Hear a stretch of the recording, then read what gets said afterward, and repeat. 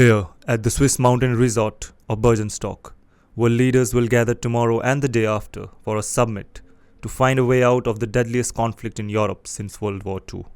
The summit is a push by Ukrainian President Volodymyr Zelenskiy, more than 2 years after Russia began what it calls a special military operation in Ukraine.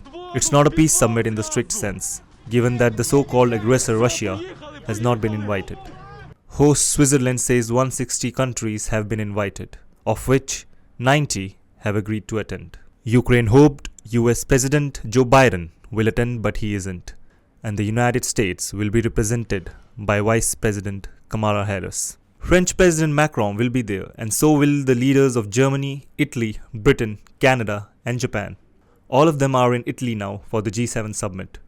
Ukraine is hopeful of greater participation from the global south, especially from countries which enjoy good ties with Moscow.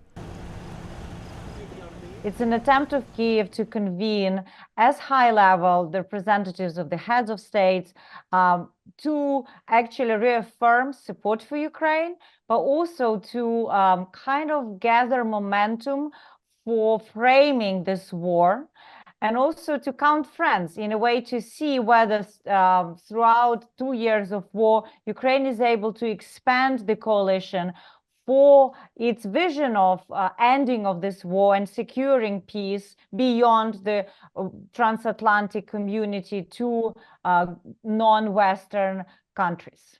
India, which has helped Moscow survive the shock of economic sanctions, is expected to send a delegation.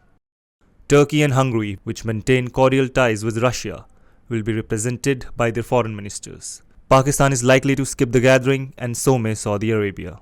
But despite months of intense Ukrainian lobbying, some others will not be there.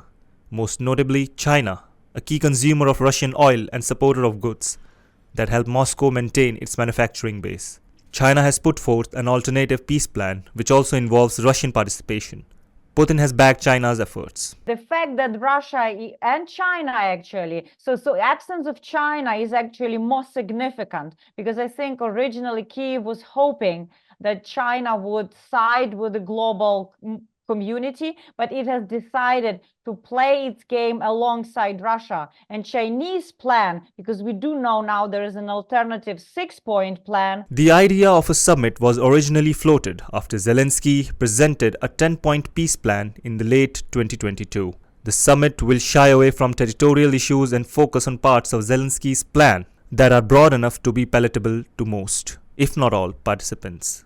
These include the need to guarantee food security, nuclear safety, freedom of navigation, and prisoner exchanges. It is hard work to put such an event together, given how polarized the world is becoming, and how some countries, to be honest, want to sit on the fence and want to remain kind of non-aligned and to a degree benefit from this war, either through cheap oil prices or for more preferential military procurement that they can get, or access to some technology or some cheaper commodities. So it's in a way pushes countries to choose sides, which is a bit uncomfortable. And with Russia making significant advances on the battlefield, Zelensky needs all the support he can get. I think we have to understand that this summit is not a place and was not originally envisaged as a platform for negotiated settlement of this war. Russia is not willing to negotiate at this point. It feels it has an upper hand on the battlefield. So it was an endeavor by Kyiv to actually unite the world in support for its war-ending strategy, to present it as a global issue, and to count friends, as I said.